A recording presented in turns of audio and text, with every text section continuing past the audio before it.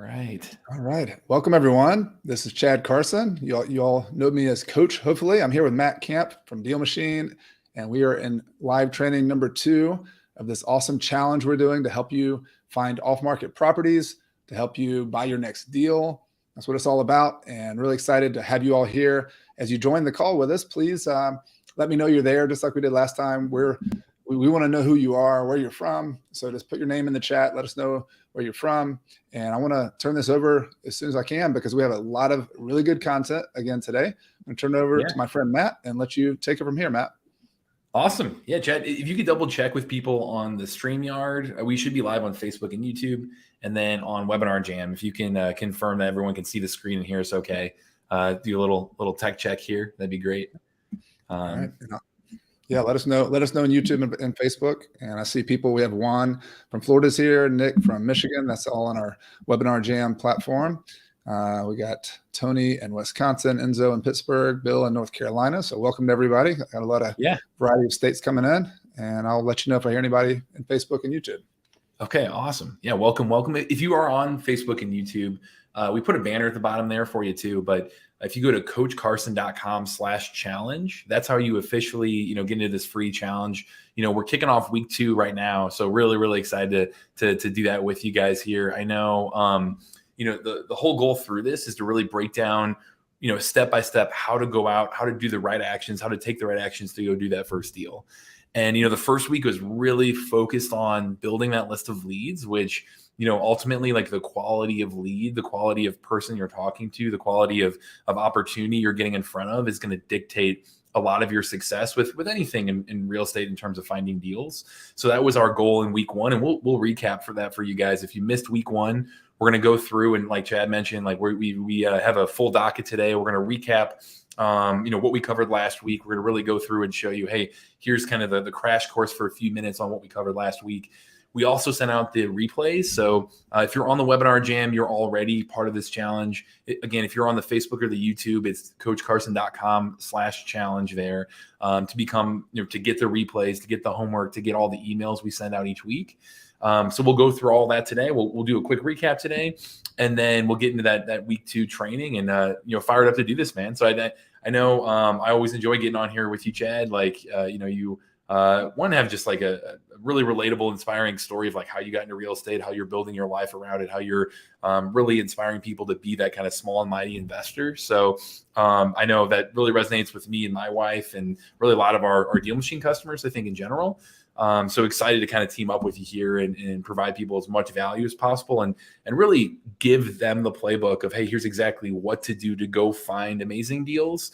It's I'd say it's simple to a degree, but it's definitely not easy. It takes hard work. It takes you getting out there and hustling to be able to go find truly motivated people. So congrats again to the people who finished the homework. You can see it on my screen here. Here's a screenshot of just some of them that were flooding my inbox, but had a lot of awesome people jump in there and talk about how they finished the homework from week 1.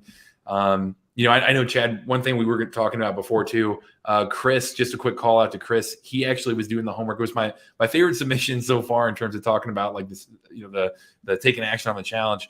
Chris went through and he has I think it's his 15-year-old and his 13-year-old doing it with him and got 115 leads in this first week, getting out there and following this playbook and driving for dollars here and building that initial list of leads. So shout out to Chris there. But absolutely. Chris was active in the chat last time, and as were a lot of other people. And just having the intergenerational deal finding was a fun twist. So yeah, and just whoever you are, finding someone else to do it with can be a helpful little trick. And I just wanted to point that out. I always call it, it's driving for dollars, but you could also walk the dog for dollars. You could also ride your bike for dollars. You could walk with your partner, your spouse for dollars, your kid. There's all sorts of different ways to do this, but have fun with it. And I just want to encourage you. We're going to get into the details again of week 2 and reviewing week 1, but I want to encourage you that this is a challenge. Like, sometimes you watch a webinar, you watch a YouTube video, and it's nice to learn. It's nice to take notes. It's nice to be passive education because that's important too. But the point of this, and the reason I'm really excited about having Deal Machine as a partner on this is about making progress. We want to push you a little bit. That's where Coach Carson comes from. I played a lot of sports in life. I played football in college. I still love playing sports because at its best, sports are a metaphor for how we do the rest of our life. We have to have discipline. We have to have coaches. We have to push ourselves. And this is not easy. This homework that all of you did was not easy, going out and getting 100 leads in 1 week. And this next homework next week's not going to be easy. I just want to encourage all of you, the ones who did it, we'll pat you on the back. Congratulations.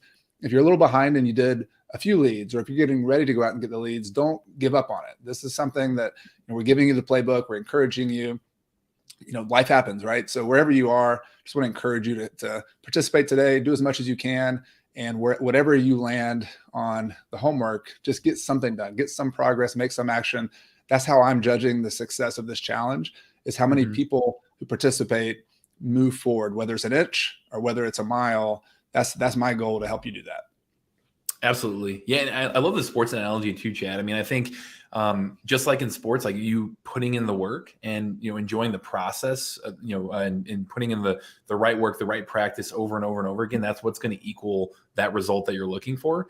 I know, in terms of how we structure this challenge, really that number 100, like you guys who added 100 leads, or you watching this that actually get to 100 leads, 100 people, leads being like rundown distressed properties that you have found yourself, which we'll get into again. We'll recap this, but those of you that hit that number, that really is a magic number that we see that people start to really snowball and build momentum and do the right things and put the right processes in place, because it's not easy to get to that number or to get to, the hundreds of leads after that, or to get to that first deal. But we know the people who put in the work to do that, those first 100 leads, build that first 100 that list of your first 100 houses that are rundown distressed properties, you're highly likely to stick it with it. And to when we look at the data, like you're building the right habits in place, just like you would in sports, to do this over and over and over again and keep getting better and better. So really excited to see how many people, took action there. And, like I mentioned, here was just a few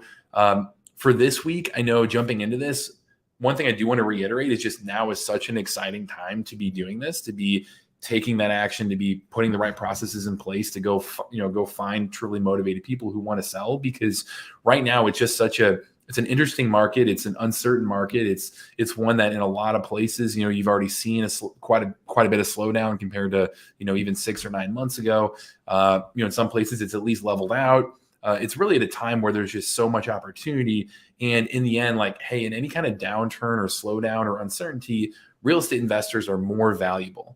We're coming in and we're able to offer people speed and offer people convenience, offer people cash, offer people a way to not go on market. Or, there's a lot of different potential scenarios that you as an investor can solve and bring a solution to the table with the tools that you bring to the tools that you have. So we really try to reiterate that of like, hey, this is a time that you can go find people who, you can solve their problem, and they have, and again, in any kind of slowdown or downturn, a more drastic need, that you can come in and listen to them, really care about them as a person, really just ask great questions of, hey, why are you looking to sell? Why don't you want to go, why don't you want to work with an agent, or why don't you want to go on market, or, really kind of have open candid conversations with people. We'll talk about that a little bit today, but really focused on understanding, hey, how do we find people like this that are looking to have these conversations, that are motivated? And then how do we get in front of them where we're actually the one that they rely on, that they reach out to and actually want to have a conversation with about selling a property. So today we're going to really go in, again, reiterate how to find those people by building that list. That's what we really did a deep dive on week 1. So we'll cover that a little bit here for a few minutes. And then we'll jump into week 2, which is how to market to those people, how to have that conversation, how to really start to reach out to them and, build that relationship. So one thing I was going to mention, Chad, too, I know if you're on here, we covered this last week as well. Real estate, I mean, you probably already know this, but real estate is the greatest wealth generating tool ever created. If you're on here, you may have heard this before, but thinking through like, hey, real estate is a vehicle for better cash flow, for building equity, having someone pay down your equity, for appreciation over time, for tax savings. There are many levers that can be going up, at the same time, or depending upon the market, one being stronger than the other, and us really showing you, okay, awesome. If we understand why real estate is so powerful. Where do people get stuck? And it's actually finding that first deal, finding a great deal in general. So, Chad, did you have anything else you wanted to add here? I know we talked about this a little bit last week, but no, I like to repeat it as often as I can. Like every market is a little bit different, and I know if you watch the news all the time, this is one of the questions I get a lot. Is Chad, can you hear me? Okay. Oh, there we go. I was on mute. Sorry about that. Oh, there you go. We had some construction work going on outside the apartment here in Spain, so I didn't want you all to hear that while I was sitting there typing. What I was saying though is I like to say it as often as I can. The current market is often on our mind. We watch the news. The interest rates are higher. Banks are kind of going haywire a little bit last week. There's always something in the news, but the steadiness of real estate is pretty profound if you think about it from an investing standpoint. So these fundamentals that we share with you, cash flow, building equity, appreciation, tax savings, each deal has maybe one or more than others of those. Some deals have a lot of cash flow, some deals have a lot more appreciation. So that's analyzing deals and figuring out how to make sure a deal makes sense is a little bit more of a different story. It's something I cover a lot on my YouTube channel, and I'm happy to help with y'all with that in the chat today as well. But I just want to really reiterate that every market is a good market to buy real estate investing, as long as the numbers make sense, as long as you can figure out a way to make a profit on them. Right now is no exception. In fact, I think it's even better opportunity than we've had for the last few years. I'm seeing students doing deals now. I'm doing some deals with people out there right now, putting money into deals that are good opportunities. So this is the right time. If you're kind of sitting on the sidelines waiting, if you have a long-term perspective, if you focus on the fundamentals, real estate is going to be a good long-term investment now, next year. That's my philosophy. Keep on investing. In a really tight market with a lot of competition, you'll probably buy fewer deals. In down markets, or markets like right now when things are kind of in flux and changing, you'll probably buy more deals. So this is the timing of this challenge comes for that reason, to really help you get your tools together to go out and buy some properties in a changing market like this. There you go. Yeah. And I think no matter what, if you're planning on, wholesaling, fixing and flipping, buying and holding it, like whatever your exit strategy is, the key to all of that is buying a great deal and buying right. And, that's where people get stuck. Again, it's how do you get out there? How do you find a great deal? This challenge is really focused on giving you that proven playbook. And the challenge that we go through today and have been kicked off last week. If you're just joining us now, awesome. We'll send out the replay again for last week and for today for you, so that way you can really catch up. And we'll also recap it today too, to be able to make sure that you're all caught up. But going through it again, this challenge is pulled from people like Ryan Haywood here, who he went through a 30-day challenge in January 2020. He's really focused on more the wholesaling route. So he's doing just a high volume of deals, but 17 days into that challenge, he got his first deal under contract. He did 72 deals in 2020 and then 400 plus deals since then, using Deal Machine and using the playbook that we give you guys, throughout this whole challenge. So people like that who are going, super high volume, it's him and his wife and a couple people now on his team that, we're pulling a lot of what we talk about today and train you on from Ryan and that instance. Enzo's another one. He's in St. Louis that he's really taken kind of that small and mighty approach of flipping and buying and holding, with that cash flow or with the earnings from his wholesaling and his flipping, really doing a couple deals a year. And the majority of his deals have come from using Deal Machine, as well as using this playbook that we talk about today. And then finally, Antoine, another one. He just started his real estate investing journey last August, house hacking his first deal, using this exact playbook as well. So if you're trying to do that first deal like Antoine just did, just finished up, great, awesome. What we talk about today is giving you that playbook of what all these people have in common.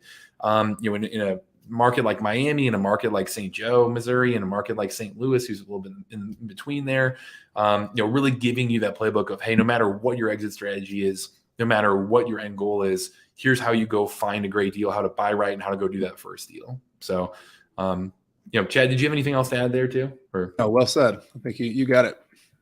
Awesome. So with that in mind, the 3-week challenge, again, the structure of it, these months, we've been doing these live trainings. The kickoff was last Tuesday, actually, but from here on out, we have Monday today, next Monday, and then one final Monday that's a wrap-up, recap, like making sure that you are taking these last 3 weeks and continuing from there and snowballing and, continuing to do the right things and be successful as an investor. We give you the playbook, each of these. We take Q&A. We give you homework to really help you hold yourself and hold each other accountable. talking about that accountability, one example is, last week we sent out an email that was an accountability partner spreadsheet. I need to double check that. I haven't checked the last couple of days on how many people are using it, but we had a ton of people jump in there and say where they're based out of and talk about, hey, here are the markets that I'm interested in and things like that, to really help you team up. And you might find a future business partner there. You might find somebody who you can do a deal with there in the future. You might just find an accountability partner that you can go through this challenge together and make sure that you're accomplishing each thing that we're laying out here today and for the following week. So on Tuesdays and Wednesdays, Thursdays, like throughout the week, we share these pro tips over email, which if you're on the Webinar Jam, you should be getting those emails. If not, just my email is matt@dealmachine.com, matt@dealmachine.com. Make sure to reach out to me and I can help you get on that list. If you're on the YouTube or the Facebook, again, just check that banner scrolling that ticker across the bottom right there. It's coachcarson.com/challenge. That if you go there, you can sign up for free and make sure you're on the email list, getting these emails every week. So, the challenge is set up. Mondays, we do the live trainings from here on out. Through the week, we share tips via email and really help you just get the shortcuts on how to do this well and how to do this right. And then every Friday, we're doing a giveaway. We send out an email on Fridays on how to enter that giveaway, which again, we were super encouraged to see people who did the homework, who emailed us back to say like, hey, I want to be in this giveaway, for this week. So we'll share right now who won that giveaway. But we're giving away thousands of dollars of free prizes. This is week 2 doing this. I love being able to help people in any way we can, and really motivate people to get out there and not just get the win of getting a deal or of doing the right things to get a deal and, hopefully build their real estate business beyond just that first one. But on top of that, you might be able to do all that for free with a ton of free prizes. So Chad, you ready to do this giveaway here too? Yeah, let's do it. I'm excited. Awesome. So to enter it again, you had to complete that week 1 or that homework from week 1, which I'll show you on the recap again, briefly here on how to build this Driving for Dollars list. We had quite a few people, email back, show us a screenshot of, hey, here is me completing this task of doing 100 Driving for Dollars leads. Again, everything we share in this challenge is free.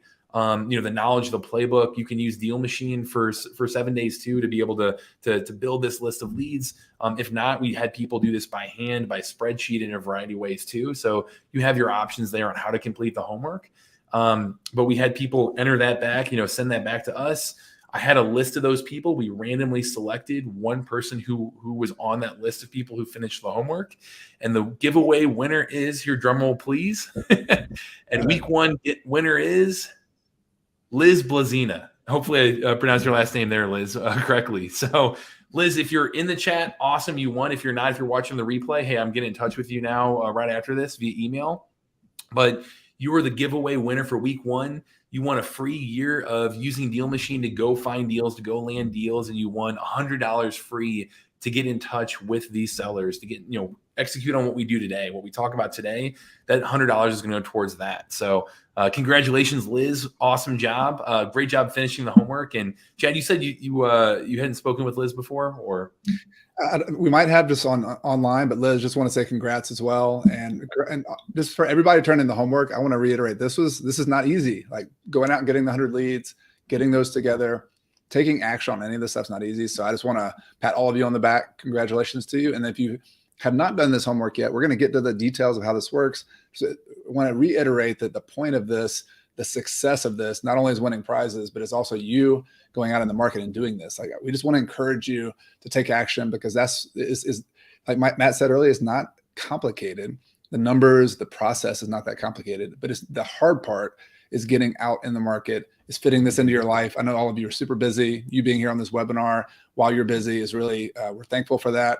It's gonna, that's the challenge. The challenge is fitting this into your life, and whatever we can do to help you do that, whether it's prizes or encouragement, teaching here is what we're trying to do. Yep, exactly. Yeah. And that's everything we're showing through these processes, through the playbook, that again, we've seen it work from that newbie landing that first deal all the way through to the Ryans of the world who are doing hundreds of deals, a year. Our point with this is to give you that process and say, hey, follow this roadmap. You don't need to reinvent the wheel. Again, Deal Machine, we can be a tool to help you be more successful in this, help you save time, help you really use the power of technology to execute on a lot of this stuff. But this is stuff that, Chad did it by hand. Our CEO and founder, he did it by hand until, he created this tool to help people with it. It's something that has worked for decades. It's just we've brought a technology to make it easier to do, right? But we want to teach you, hey, here's the playbook that's worked 10,000 plus times over that we've just seen, through Deal Machine customers, and really share like, hey, here's the homework, the roadmap to follow to really kickstart that, to get you to that first deal. And, as you start to have these conversations with people, as you start to reach out to sellers and snowball and really do the right things over and over again, it gets fun. It gets more and more fun because you see the progress happening. And, that positive reinforcement of showing up to these trainings, doing the homework, entering the giveaway, possibly you win on the giveaway like Liz here. That whole process is I enjoy it. I know we've had plenty of people already reach out to us and say that how they're enjoying this. And, that's our goal, is to inspire you to change your life with real estate, and starting now as a way to really get out there and take action. So, all right. So let me go through again, the quick week one recap. I'll try to keep it to, 5-10 minutes here if I can. That's my goal, at least, to really go through, recap on how people were building that list of leads. How are you getting to those first 100 leads? How are you going out there and doing this thing we call driving for dollars to go find off-market properties? And, really the goal with driving for dollars in general, like, it's about finding the most motivated leads in your market, the most motivated sellers in your market. And how we back that up, how we can claim that even is saying, hey, a physically distressed property, one, it's not easy to find. This is where, again, it takes the hustle. It takes you taking time to get out there and drive around, like Chris with your family. That's so awesome to see how you've, incorporated the family and are inspiring, your next generation too. But the goal with this is to get out, to drive around, to look for properties that have signs of physical distress, meaning, hey, they've got, the gutter on the roof, or sorry, the tarp on the roof. They've got gutters falling off. They've got, siding falling off. They've got, broken boarded up windows. They've got more subtle signs too. I think I used this example last week. We had one Deal Machine member, one of our first employees, actually do his first deal because he added a property that had Halloween decorations up, and it was March. So it's like, okay, for whatever reason, the property owner isn't keeping up with the physical appearance of that property. So that's the goal with this driving for dollars approach, is to look for that, to look for more outdated properties. Like, it could be things just like a window AC unit, or, things like that, to just show you that, hey, this property needs updating. It could be a tired landlord. It could be, a variety of things that indicate that this person just doesn't want to or can't deal with the maintenance of this property any longer. They might be looking to sell.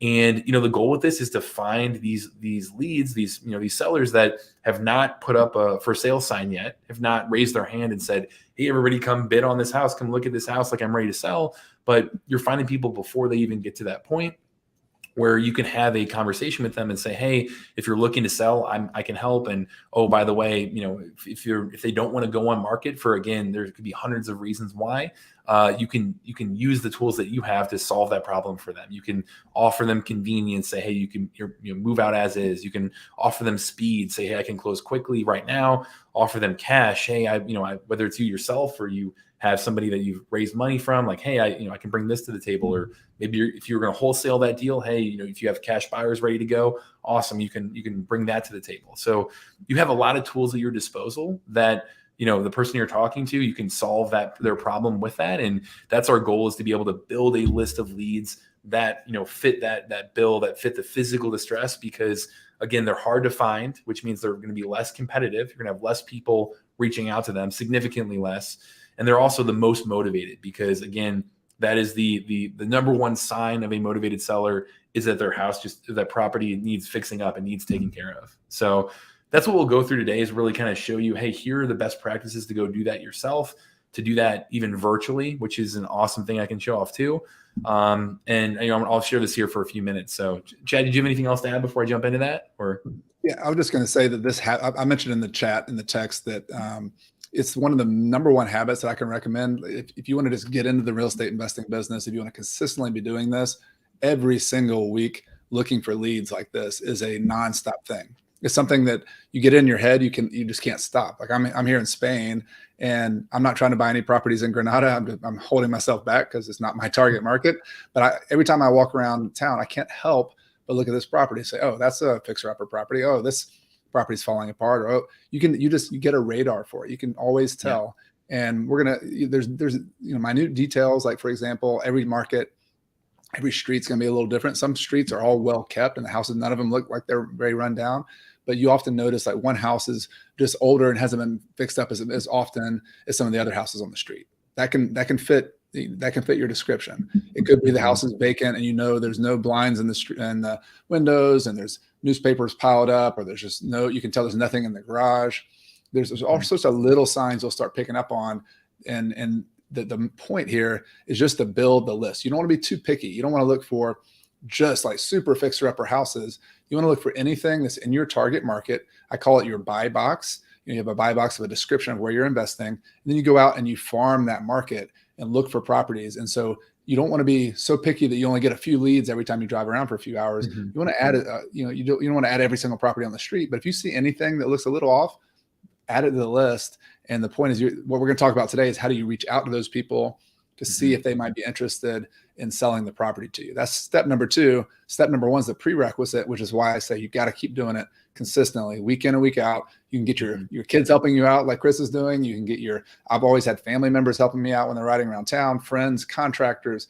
Anybody can send you a text and say, hey, this property on this street is vacant. You can add it to your list on Deal Machine. You can put it on your spreadsheet, however you're doing it. This is just a nonstop thing that you want to do for the rest of your career as a real estate investor.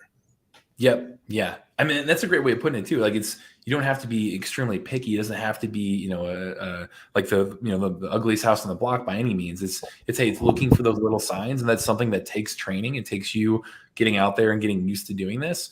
And it could be, I mean, you probably right now are thinking of, hey, there's this house down the street, or there's a house in this neighborhood I've passed a million times that I've always thought that would be a good person to reach out to. Like those are the types of things you want to be training yourself to look out for and get used to. And we had a guy, his name's Raman Quaidis. You can look him up on our YouTube channel.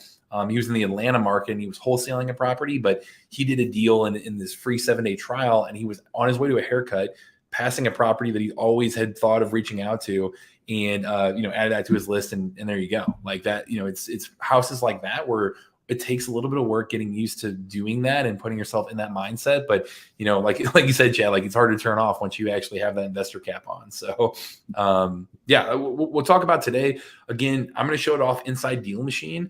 A lot of this you can do by hand, but if you're going to just use Deal Machine and try it out instead, do dmcarson.com. And that's really, we wanted to set up a great deal for you guys for this particular challenge. Really go in there, give you a bunch of free marketing credits. So that way you have that free trial and then free dollars to actually execute on this week and reach out to people through a variety of methods that we'll talk about as well through this week 2 training. So in the week 1 training here, again, our goal last week was to add 100 leads, which Chad, can you see my Deal Machine screen now? Hopefully you're good. Maybe. Yeah, you're good. Go for it. Okay, cool. Awesome. So, our goal last week again was to do that first 100 leads. That's really when we look at the data, that tipping point of when we see if people add that many leads that they're going to stick around and really start to build momentum, start to get those, that process built for themselves, really start to build that thinking cap muscle of being an investor and looking for these properties all the time. So that first goal was, hey, if you completed that, amazing. You all are already statistically in a place that you've put yourself and separated from the rest. If you're listening to this now and you haven't done it yet, hey, we know it's hard work. Get out there and you can do this. Like if you get to that 100 number, you're already in a really, really good place for long-term success. We also talked about last week, the magic number of 300, which that number is on average, when we look at across the entire US, how many leads it takes to get to that first deal and actually, create that list of qualified leads of, distressed properties. And then also reach out to those property owners, which we're going to talk about today. If you're doing those things, if you have 300 leads on average in the US, you will get that first deal if you're marketing them consistently. So that's where this whole challenge structure came up with in terms of the homework you're going to see this time and next week too, is really stretching you and trying to get you to that number. So that way you can be set up for success to go do that first deal and many after it. So that's on average. Obviously a more competitive market will be higher than that. A more rural market, it's going to be less, it's going to be less than that. But that was our goal with the homework as well, is getting you to those numbers. So how to do that inside Deal Machine, really, really quick here. You see the mail tab or the maps tab right here. On my screen is just the drive button. This is the desktop version, obviously, just app.dealmachine.com when you log in there. On the mobile version is what a lot of you have been using to actually get out there, drive around, have it lock onto your location. And as you drive around, which let me zoom in here, as you drive down the street, you'll see the map move with you. And it's just like GPS, locks onto your location. And you can see all these dots around you. So all these black dots around you, these are just properties that, in real life, if I look at, 5337 Neo show, I see it in real life. Hey, it's a rundown property. Okay, cool. Jump on here, just hit add lead and move on to the next one. And when you do that, a blue pin's going to pop up, and it's simple as that. You're going to start building that list. So there's a lot of quick pro tips I'll go through here of like where to drive, how to save time here. But in the end, that's what we're trying to do here is simply add leads, add properties, drive around in real life, look for those properties that are physically distressed, and then keep building that list and build on itself. What I'll go through here. So one question we hear often, we covered this last week briefly, is where do I start? Like where in my town should I start driving for dollars here? Should I start driving around and looking for these properties? The highlights button is a really great way to use data to really help you help come to that conclusion of what's a good area of town to drive. So if you click on highlights, this is on our pro level plan. If you're on there, click on highlights, jump in, and you'll see a bunch of quick lists right here of if I want to see vacant properties highlighted, if I want to see foreclosure statuses, absentee, senior owner, hot neighborhoods, tired landlord. You've got quite a few quick list buttons you can use right there to help you kind of figure out like what are good areas that I want to look at, because there's a lot of highlights popping up in that area according to this data. A couple things we showed last week is when you create a highlight, you can go in here and choose a property type. So we've had people who are doing this for vacant land. We have people who are doing this for multifamily, for commercial, for all kinds of stuff. If you type in property type and click on one of these two filters, you can go in here and select and say, hey, yeah, show me all the single family homes. Also you can make an overlap highlight. So jump on there, say, hey, yeah, show me single family homes that are a little bit older, have a chance of needing that updating, who are, have a higher chance of being distressed. So if I say, hey, yeah, I want to see properties that have been built at least 30 years ago, cool, I'll confirm that. And then, if I want to find a property that has a good calculated value, because, hey, yeah, I'm looking for fixer upper properties, and I know that if I see a house that's only worth 100K, but it needs, 100K of worth of work, right? Then, the number is going to be pretty tough to work out there for a deal. So let me do a calculated value of, greater than 150K for this area. Confirm that. Cool. Apply highlights. And just these big broad highlights are going to be able to show you areas to be able to drive around that you'll see, clusters of entire highlights pop up. And that way I can see, hey, yeah, this is a great area of town that has a little bit older properties worth at least 150K in our single family homes. That's my general broad buy box. That's my general area to kind of filter out and figure out where do I start driving. Awesome. That'll kind of give you a chance to understand where in town is the best place to start looking for these properties. So I think that, again, you don't want to overcomplicate it in terms of driving around, just click add lead and move on to the next one. But if you do a little bit of R&D right here and a little bit of research before you go out, the highlights button can really help you there. So I can clear that here for you guys. Jumping into that. Okay, awesome. Jumping into that, I do want to mention these green lines right here. So as you drive around, as you figure out where you want to drive, as you start driving, you start adding leads, you'll see a little green tail pop up behind you as you drive down the street. And that's our route tracking technology inside of there. So where this really comes in handy is when you look, say you've been driving for a while, or you're going to plan where you want to drive next, you can just visually look at the map and see where you've driven. And you can actually see, how long ago you drove. You can see, hey, at 6 months, these turn yellow, and at 12 months, they turn red. So that way I can look at my community and see if I want to blanket entire areas of my community. I know where have I driven, how, has it been a while since I've driven there, look at where the line's yellow now. So down the road, hey, I know where to redrive. So it really helps you use your time as effectively and efficiently as possible through this route tracking feature as well. So that'll automatically be turned on. You'll see that as you drive around, but that's one thing that people really use, especially as you're going into week 2 here. So you did the homework, and you can look at the map and figure out, like, where did I drive and where was a real hot spot for areas to add leads. Let me look at that route tracking, and it'll help me guide and use my time this week as effectively as possible too. So the route tracking, the highlights, that's big. Again, when you add leads, a couple of quick tips here when you're actually adding the leads. So say I drive down the street, I see this owner occupied property, say it's run down. Okay, cool. I'll hit add lead. When I click on that, a couple things you can do.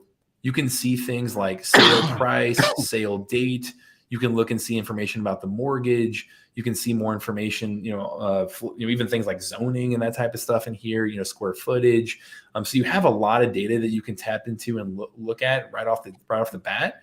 Probably the 2 best practices that we highly recommend is to tag the property, which it'll automatically pop up. And if I'm doing this in the mobile app, tags will automatically appear right there. So that way it's hard to forget to add them. But go in there and you can customize these tags too. I love putting levels of distress here. So like, is this severely distressed, somewhat, slightly? So I can really mark that. And then if it checks a lot of the boxes, if I see like, oh yeah, this is a severely distressed property, it's got a lot of equity, it fits my personal buy box more and more, I'll include a high priority tag.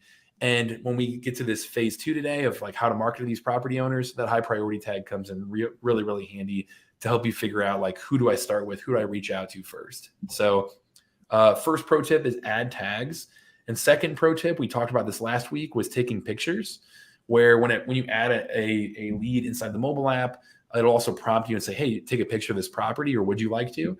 Highly recommend that as well, because the picture that you take is, if you ever send them a postcard through Deal Machine, that picture is going to appear on the postcard, and that roughly doubles your response rate. Like, people are very responsive to that because they know you're local, you drove past their place. Like, it perks up and say, oh wow, hey, that's my house. Like, that's going to stand out in the mail. So highly recommend adding tags, highly recommend taking pictures, adding that to the lead too, as you move on to the next one. So I know it slows you down a little bit in terms of being able to drive down the street and add leads, but highly recommend both of those things. And then final piece here, then Chad, I'll go to questions before we jump into the week 2 training. Final piece I did want to recap here is this start driving button. And you'll see this on the mobile app too, but when you hit start driving, it'll give you some options on the mobile app of, hey, are you driving around? Like, are you physically driving, or do you want to do our virtual driving for dollars? Which again, you can do it on mobile or on desktop right here. When you click on anywhere on the map for the virtual driving for dollars option, you hit start driving, and it's going to import Google Images directly into your Deal Machine app right here. And just like you would in real life, you're going to just click for dollars essentially instead of driving for dollars. You're going to drive down the street. You're going to look at properties. You're going to figure out, like, hey, is this a physically distressed property? Again, you're looking for those telltale signs, and it can be, really, really run down, or it could be, hey, something that needs a new roof, or that needs, like Chad had mentioned, there's quite a few things to look for there in terms of indicators of, hey, is this property one that looks like it could be a real motivated seller? So what you want to do here is very similar, like you would in real life. Look at the property. Hey, if it fits your criteria, awesome. Hit add lead, and then you can keep going on to the next one. So, and here you go. Here are the tags that show up. Here's that picture button, right? So you could say, hey, yeah, high priority, somewhat distressed, awesome, and then move on to the next one. So, if you're going to go this virtual driving for dollars route, I do think it's awesome for taking the power of driving for dollars, of finding physically distressed properties that other people aren't going to find in a market that you're not actually located in. I mean, we have people doing this all over the world in the US, or you could be in California, invest in the Midwest and just click for dollars essentially. Or we have people using it for like virtual assistants. We have people who are doing it all kinds of creative ways, but just know this is another really awesome option if you're not able to get out there and physically drive, or you're investing in a different place that isn't where you're physically located. So when you're doing this, that's why you might consider this option. I will mention you want to look at when the photo was taken. So you'll see like May 2022 is in this right corner right here. So it'll tell you, hey, here's when this photo was taken last by Google. It's just the Google Street image, right? And you'll want to compare, hey, when was this property last sold, which looks like this was 2017. So compare when was it last sold versus when was that picture taken, and know that, hey, if this property, even if the picture is older, if it's still not been sold since then, hey, could still be a really, really good lead to be adding there. So that's one extra pro tip I wanted to throw in there. So awesome, Chad. I know I might have ran over a few minutes here on kind of the quick recap, but any good questions coming in from the chat? Hopefully we can answer that through sending out the replay again from last. Yeah, lots of good questions. There's a few of them I'm going to save to the end, even though they're really good about financing in particular. There's 3 or 4 of those, and I do want to get to those, but just so we can get to the marketing piece, I'm going to let those go to the end. If y'all will stick around, I'm happy to stay after 7 my time, 2 p.m. Eastern time. So we'll get to those. There's a question about the investing in high price markets, which I want to get to as well. So good questions. I think Chris did just have a question on just the how up to date, that sometimes the maps are not up to date when you're doing Google or Bing Maps, and that I think we talked about that last time too. It just depends on where it is, how up to date that is. So you just have to know and that build into your strategy that this could be you have to look on Google Maps. Is that 10 years old? Is that 1 year old? When you're driving for dollars virtually. I wanted to get to the marketing, but something came up to me as I think might be questions other people have too. One of the big cool things about Deal Machine is you have these different filters. You could just use it to drive for dollars and physically look at them and say, all right, that one looks like it needs work, add it to the list. That's great. That's kind of the bread and butter. The other, though, you had some filters like pre-foreclosures. You had some other ones, like out of town owners. So I just want to encourage people too, like that's a pretty cool tool where if you, in particular, you wanted to send letters and add leads from people who in your target market who happen to be in pre-foreclosure or happen to live out of state, you could, that's another way you can build your list, just saying click, click, click, click, and just have it on one big list there and then send letters to those same people. So just another idea for building that list out. Driving is our main recommended way, but you can build these kind of sub lists, or it's all one big list of depending on what those criteria are that you can filter within Deal Machine. Right. And that's what our list builder here is. That's one upgrade within Deal Machine is we got list builder to really make it easy to be able to pull a list in just a few minutes. Like you could just go in here and say, hey, show me all the, vacant properties in this area. And you've already got 86 on a list, and you can build that list. And then there you go. You're off to the races, But the goal with this challenge is saying, hey, we're preaching driving for dollars because it is so easy to build a list that way. And you can land deals that way, but they're going to be much more competitive because it's much lower barrier to get in front of those people, because you can just go in and pull a list like anyone else really quickly. So we have plenty of people who use List Builder who go that route, but just know, hey, it's going to take like 3 to 4 times more leads and more marketing outreach and more marketing budget to get in front of those owners, because they're more competitive leads versus what we're teaching you here through the driving for dollars option. So both can work, but that's just have that expectation going in. The virtual driving for dollars question, Chris, awesome question for sure. We addressed it a little bit last week, but Google is really active about updating their street images. So I would think if you're in a top 25 to 50 market size in general, many of the neighborhoods will be like 1 or 2 years old or less, like pretty recent. Like I was showing you May 2020 for that one here in St. Louis.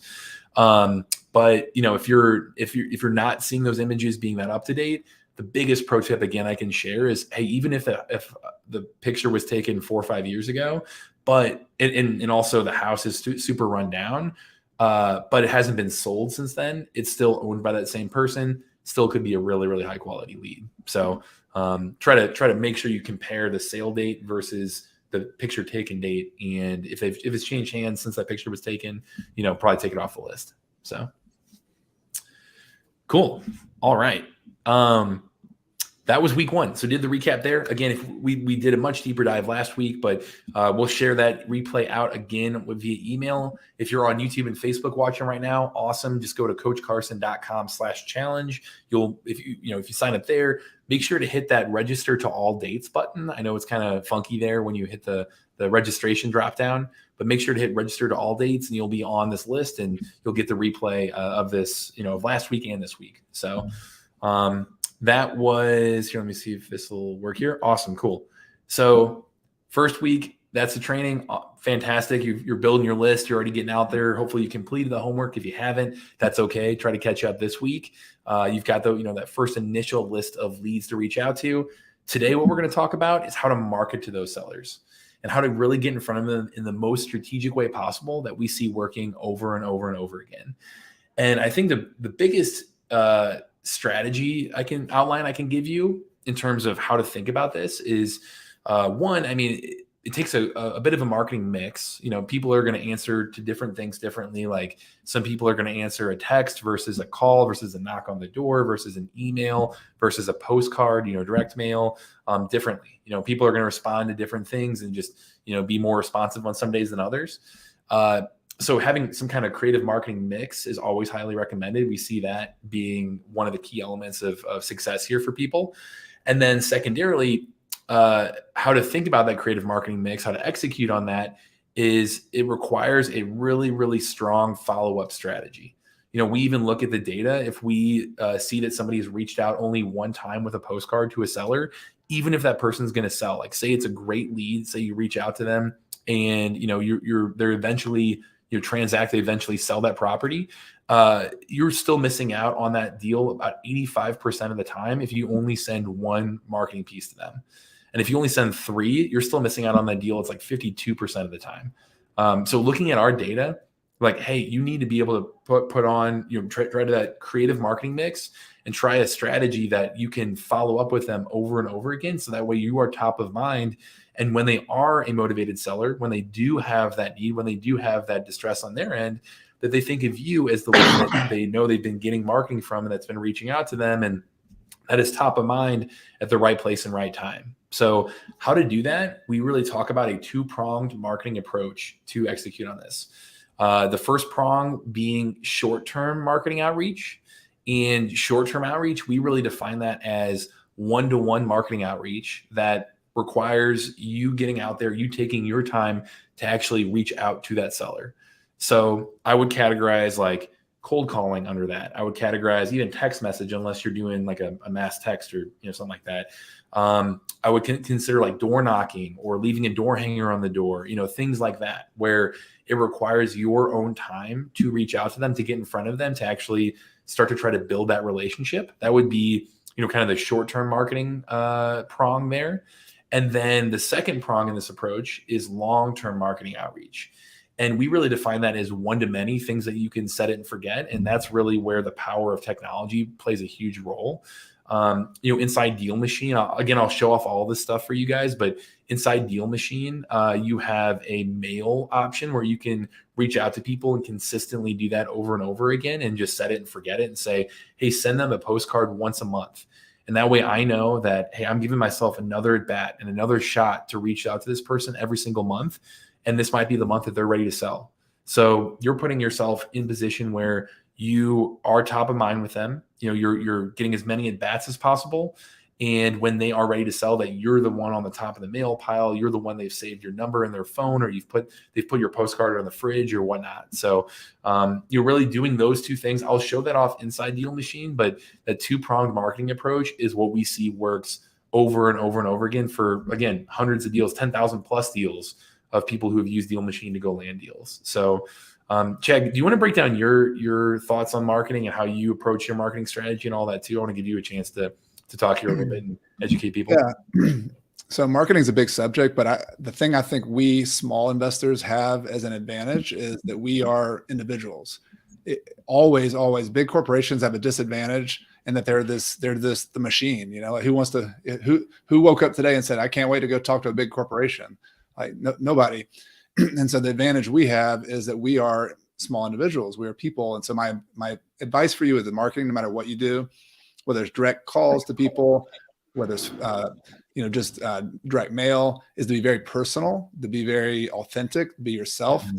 Don't let your personality show through. I've had students who do all sorts of different unique, interesting marketing, and it often just involves them showing their personality. I have somebody who sent a picture of this person in their dog with their letter, just to kind of say, here's who I am, and I have a pet. It made them a real person. And so, there's so many ways you could go with that, but that's one of my main recommendations. Marketing, whether you're buying properties, whether you're marketing online, I do a lot with Coach Carson stuff. Your personality, your person, that is your number one weapon. And so I just use that in your real estate marketing to as much as you can, in the messaging and the communication you have on the phone and the letters you send, the postcards you send. I just want to encourage you to do that. I love that. And it's just authentic too. Like you said, I mean, you're being real, and you're making yourself accessible, and that you're going to give them that white glove service. Whereas, they're from a bigger company, might just be seen as a number, but you're really going to help them and care about them as a person. And that's our tips in terms of approach to be able to talk to sellers too. It's like, hey, yeah, reach out to them and ask general questions around why they're looking to sell and what's their situation. And, I mean, you get to price eventually, but first and foremost, you're trying to solve that problem for them. So I love that as just being authentic within your marketing all the way through to your actual, sales conversation with them. So awesome. So to kind of show that off inside Deal Machine here really quickly, again, on the drive tab, that's where you're driving around, you're adding leads, you're doing it on mobile, you're virtually driving, adding leads that way. Maybe use our list builder to kind of supplement those leads and pull some lists that way. Any lead that you add or import into Deal Machine in any way, they all go to this leads tab right here. So this leads tab is where I would spend the majority of my time when it comes to marketing to these sellers. And I say the first pro tip, first and foremost, especially if you're wanting to figure out like, where do I spend my time on that short-term marketing, on that one-to-one outreach, on the calls or the texts, or even like door knocking, things like that. I would say if you're using the tags, if you're using those tags as you go and as you add leads, this filters button can be super powerful, where you click on filters and say, yeah, let me create a filter, go to tags. And then if I want to go to high priority, for example, like I know it's a lead I want to reach out to right away, I hit confirm and apply. And I've got, 66 leads right here that I've tagged as high priority. And I know, hey, I need to start there. I need to reach out to these people first. I need to, spend my time initially, reaching out one-to-one to these people. So that's where the tagging can come in and really be an awesome tool to help you figure out who to market to and how is use that high priority tag and filter that down and figure out, okay, where do I start with my one-to-one marketing outreach? Once you do that, you click on any individual lead, and you can do this either one-off or you can select all. I can click on a whole page or select, all 15,000 leads that I have in here and lead action and skip trace them.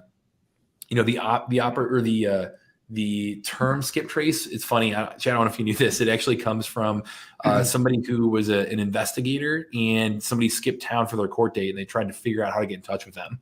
That's where that term comes from.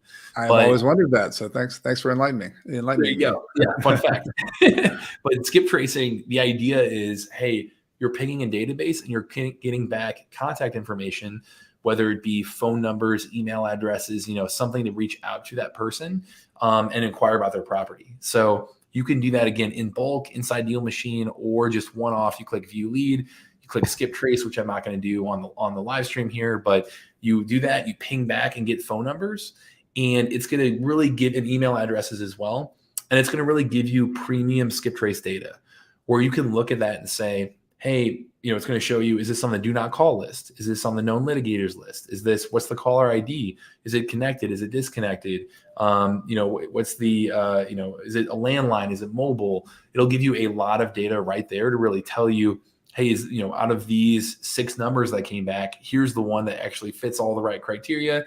Let me call this number. Let me text this number. Let me spend my time trying to reach out to Michael here through that data. So inside Deal Machine, again, you can do for the short-term marketing outreach, you can do a skip trace like that. You can do one-off, you can do bulk. And then secondly, if you're going to you'll really go above and beyond, really take that next step.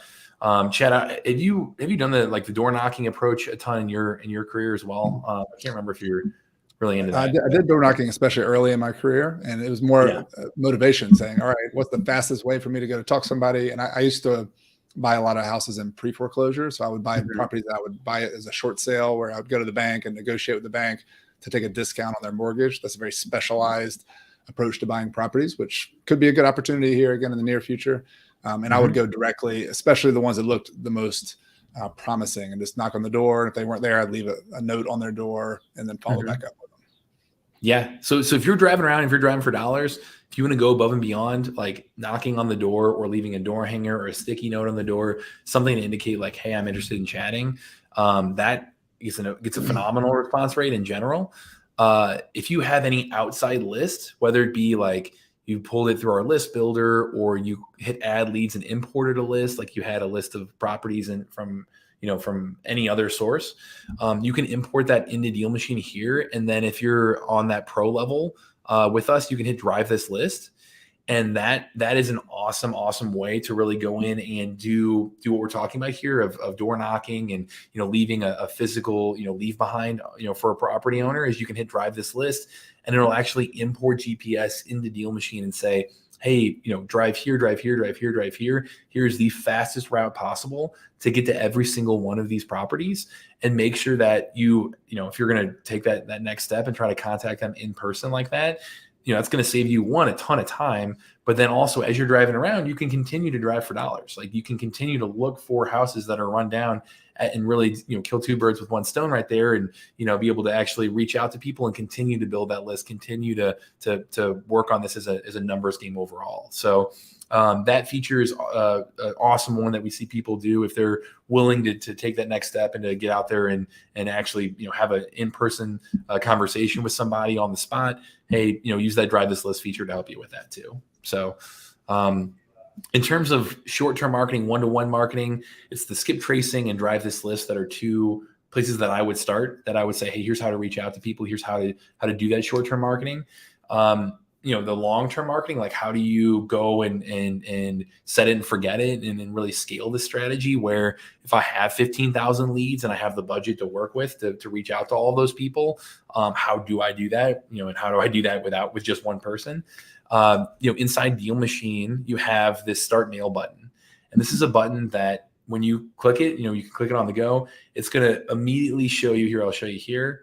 It's going to immediately send or pull up this template right here, which you can come in and tweak the template view. You can change how it looks. You can go in here and change.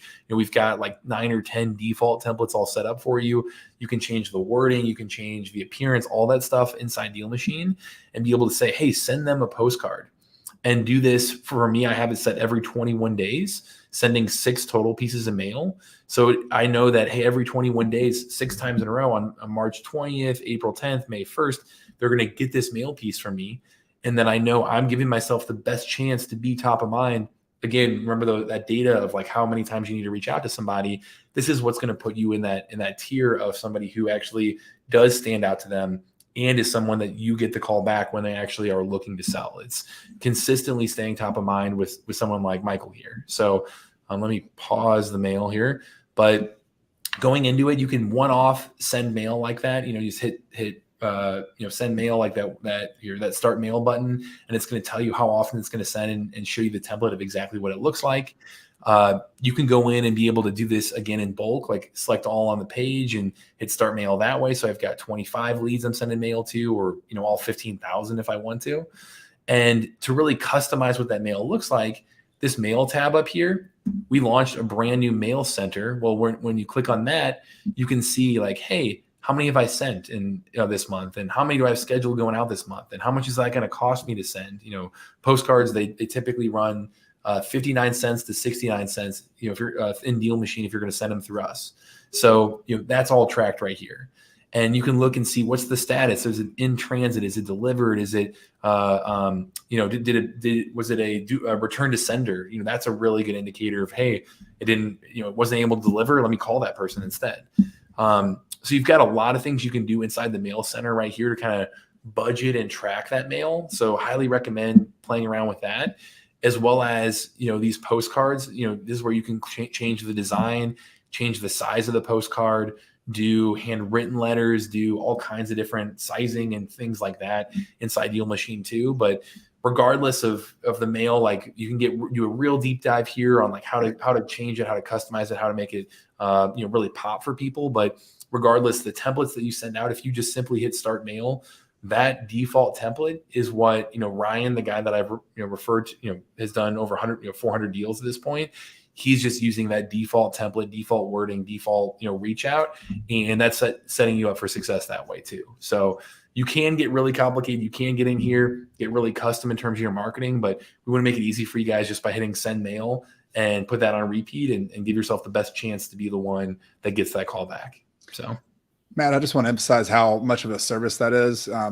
Marketing is a lifelong education you need to work on. If you're going to be in business, you got to learn how to market yourself. And that's what this is for real estate investors.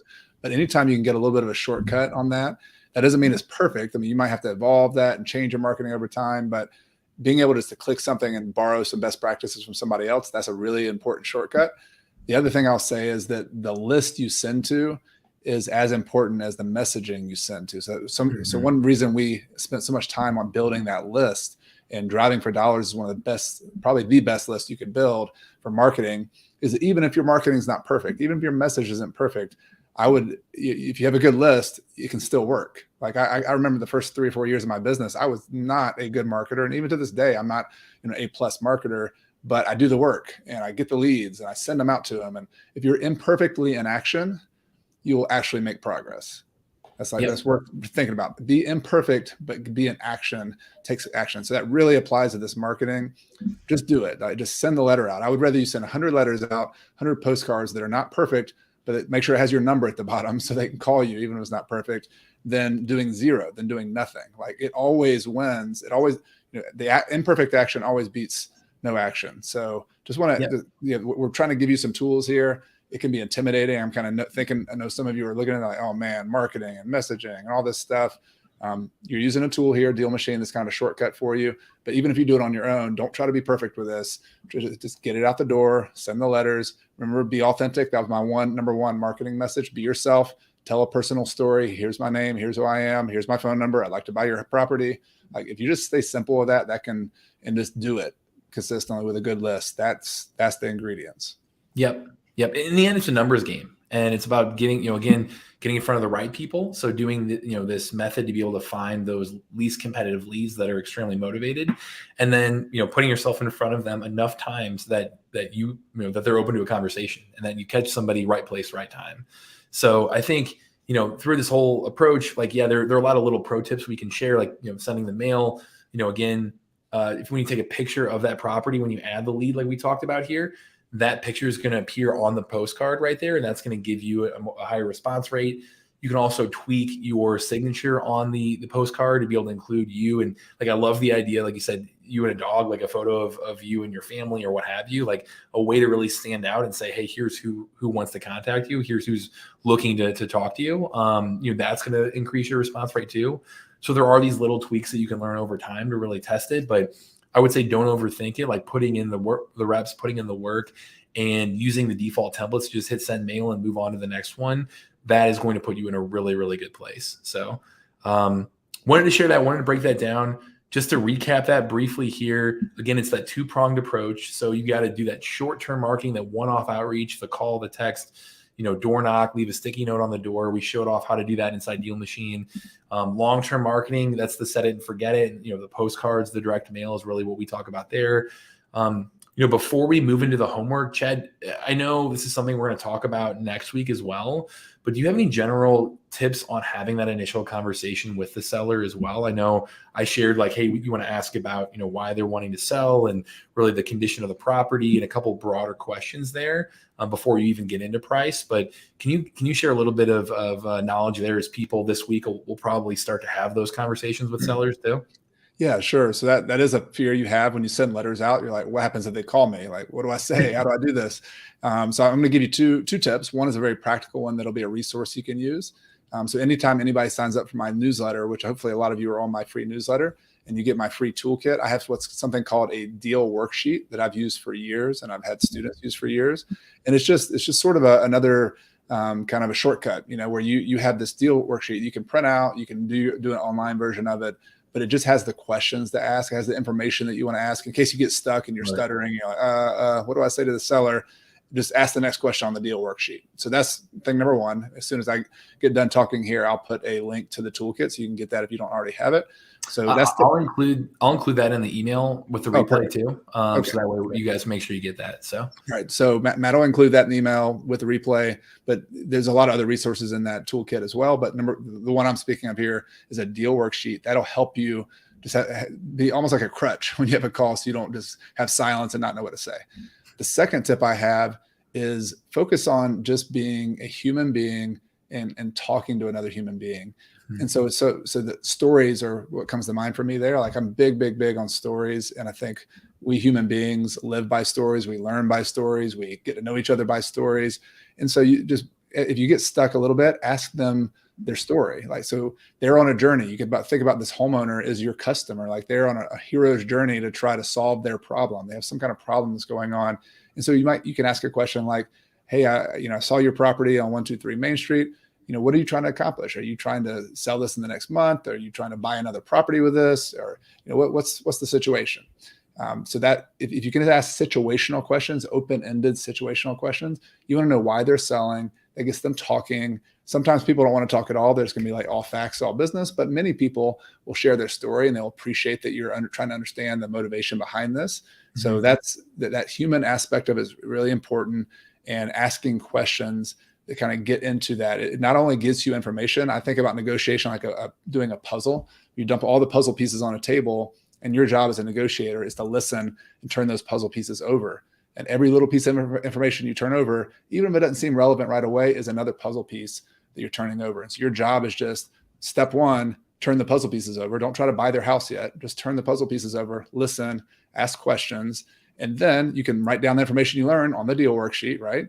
And then by the end of the conversation, you are eventually going to have to filter this deal and pre-screen it, which we're going to talk about more next week about making offers. Mm-hmm. But I would just say at this stage, even if you're brand new to this, just gather information, turn those puzzle pieces over, listen, ask questions, try to understand their motivation. That'll get you a long way. And then you can, at the end, say, all right, I'm interested in your property. Can I give you a call back, or can I take a look at the property, make an appointment? There's always a next step if you're interested in it.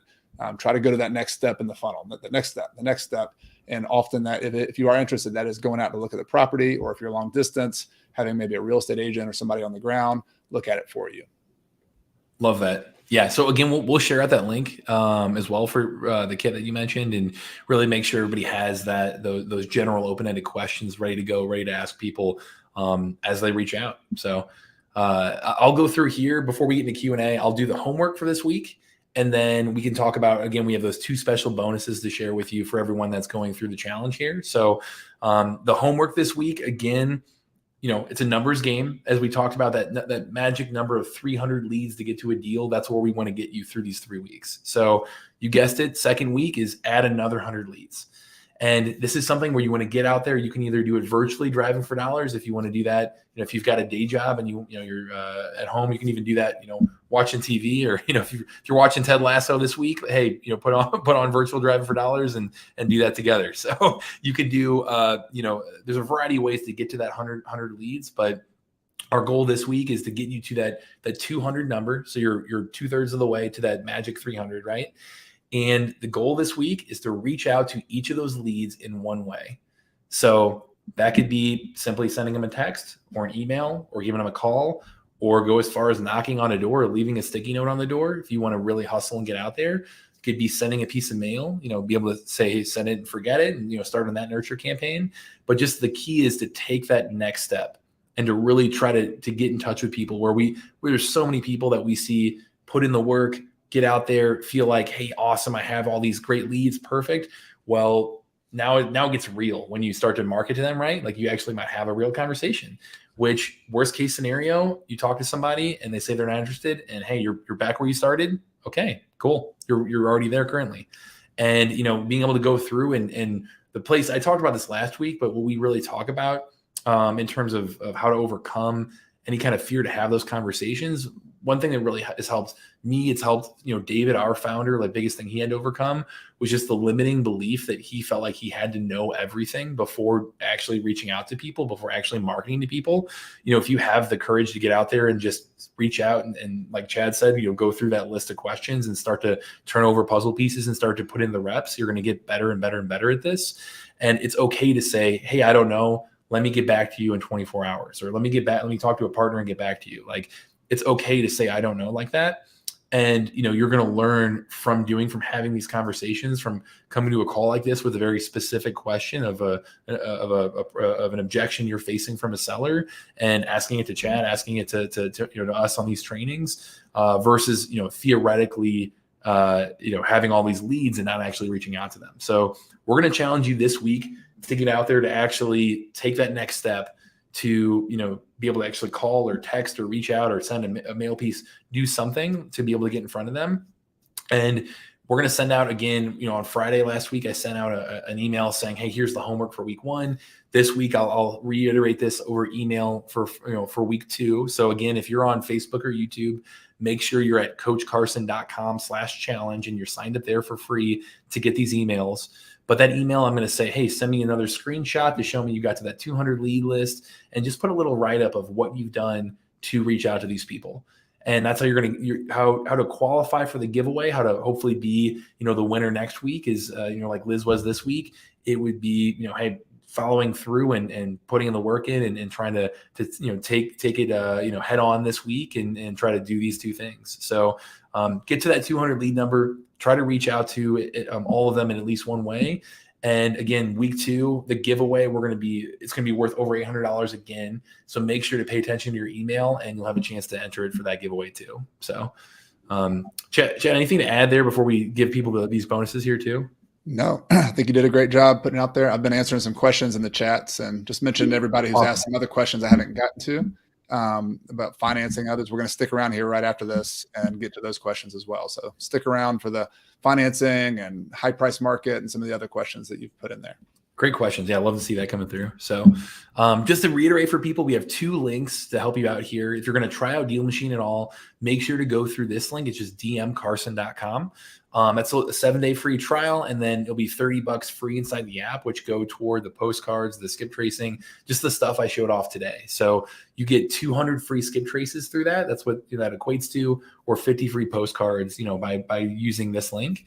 And make sure that you're all ready to go, all set up with all this stuff to try it out for free. Hopefully you use that and you see the value in it. And, we'd love to, we're obviously a huge believer in what we do and provide for people. Our mission is to give everyone the power of real estate investing, and primarily it's the person that's going to land that first deal. We have plenty of advanced investors using us as well, but our goal here today is to give you that for free to try it out. And then if you see the value in it, stick with us. Awesome. Like, let's go land that first deal together. So give you that link there. Again, we have plenty of people doing this by hand as well. So that's also an option, obviously. So you have that. And then the second link here is, hey, if you're going to use Deal Machine for more than just a few months and really commit, then if you want to do it for an entire year, 12 months of Deal Machine, you can get it for 50% off. So normally it would be, with all of this unlocked, over $2,000. It's just $990 for the full 12 months of this, where it would be dealmachine.com/Carson is how you can jump into that deal. And that would be Deal Machine Pro, which gives you every single feature we showed off today, like all of the highlight stuff, all the route planning stuff, anything, up to 50,000 leads in there. So you've got that all hooked up there. You can get it for up to 3 users too. So if you have other people that you want to jump into your Deal Machine account with you and help you add leads, that's included in Pro. You also get our list builder upgrade, which again, I showed off today, is a great way to supplement your Driving for Dollars list. And especially when you land that first deal and you start to want to do more, then hey, list builder is a great way to kind of unlock that for, especially the more advanced investor. You get all the free marketing dollars in there too. And then Chad, do you want to talk about your Deal Finder course really quick here too, of how you included that? Yeah, so this is a bonus that we thought was important to add, not because it's necessarily the first thing you need to study. Like what we're doing right here in this challenge is just get in motion, start generating leads, start driving for dollars. But if you want to know additional campaigns, so I have 17 different campaigns that I've used over the years to buy properties. By campaign, I mean driving for dollars is one campaign. Sending letters to pre-foreclosures is another. I mentioned that earlier, buying a lot of pre-foreclosures. Sending letters to people who have tax liens is another. So there's a whole series of 17 of these. Some of them are signed, some of them are direct mail. That course is just sort of an additional resource for you. If you really want to make a commitment to being a great deal finder, which I think is the number one skill to be a good real estate investor, is understanding and building the skill of finding good deals. This course will be an additional resource for you to really strengthen your muscles in the deal finding and try different things. It's always an experiment. You got to try this, try this, try this. So it's almost like a cafeteria within that course of, here's one thing that worked for Chad, here's another one, here's another one. And you can just try to use these as a starting point to build your own way of finding deals. And you can't do all 17 at one time. It would cost too much time and too much money. But I look at like fishing. If you were going fishing and you wanted to catch the most fish, you'd at least put like 2 or 3 lines in the water. And that's the way I do my marketing for small investors. You want to have, don't just depend on one, do 2 or 3. And that course will help you start building those additional ways of finding deals after you've started working on this first one. There we go. Yeah. So if you're going to, again, if you're doing it for more than a few months, you want to fully commit and jump in and say like, yeah, I want to become great at deal finding, go through this link, because through our site, you wouldn't get the discount. You wouldn't get the free course. So make sure to go through that link, and I'll just leave these up. And Chad, I'm happy to fire away on questions here. I know we're over a few minutes here, but if you're good to stay on, like, I'm happy to as well, man. Yeah, no doubt. So thank you. We've had a lot of people on YouTube. Jimmy on YouTube has talked about this is a second career for him. He's a teacher and a coach for 32 years, and he's getting into real estate investing. But Anna on YouTube as well is figuring out how to buy her next residence. She has a primary residence, but she wants to buy a couple rentals for her kids, which is awesome. So a lot of just amazing stories of people getting into this business. Some of them already experienced, some of them just getting started. So I just want to let all of you know that I've been listening to your reading your comments in the chats, and really appreciate you being here. I want to get to some of the questions have been deal machine related, and maybe I'll hit those first, Matt, just so you can talk about that, since we just went over some of those offers there. Let's see. Ron had a question just that came in.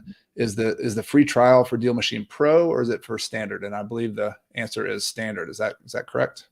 You can actually do either. So, you can go in there and you get to select which option you want to do the free trial for.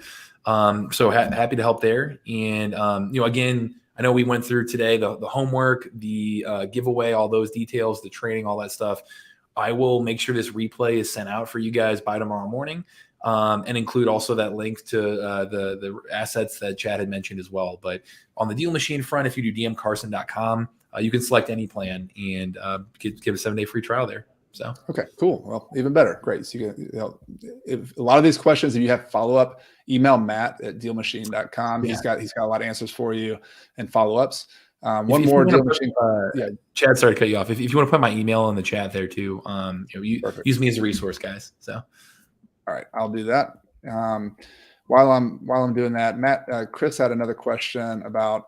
There's a specific one on marketing about. There's last week an email came out from Deal Machine about a video sending a different type of marketing. We mentioned postcards today, but he also mentioned something like a ballpoint pen yellow letter, like a letter that looks like it's been handwritten. Maybe you could talk about that, or also just the variety of different letters that could be sent from Deal Machine.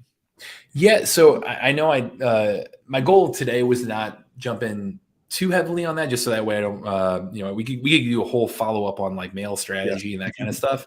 It's definitely, you can get, for the more advanced investors, it's doing a large volume of deals. This is really, really important as well. But on the mail front, again, if you click on that mail tab and you go to the mail center or postcards or sequences, which sequences just means you can set up a custom order to send the postcards. So you could say like, hey, send this one here. I can show it. You can say, hey, send, this one and then this one. And then, hey, I'm going to add another step and make it, a different design. Or I could go in and do a ballpoint letter. I can get really, specific on how often they're sending. So you can get custom on like what types of things you send and when, and just automate the whole thing. But what you're talking about there, Chris, is if you go to the postcards tab, you can hit new postcard and you can select 4x6, 6x9, 6x11, ballpoint letter or door hanger. And ballpoint letter, we teamed up with Ballpoint Marketing. If you guys know like Ryan Dossie or any of those guys, they're close partners of ours. And if you jump in, we're actually the only vendor that you can send one-off ballpoint letters through period. Like if you go through them, you actually have to buy in bulk, which is, you know, pretty awesome perk for Deal Machine members. But when you jump in here, you can customize and send a handwritten style letter to that person. It's handwritten actually by a robot they have that does handwritten letters. So that's all custom through Deal Machine. It's going to be more expensive. It's $147 for that handwritten letter, but it's going to be a much higher response rate too. So again, like when you send those, like in the mail center, you can look and see like, hey, here's my estimated spend. Like really keep an eye on that.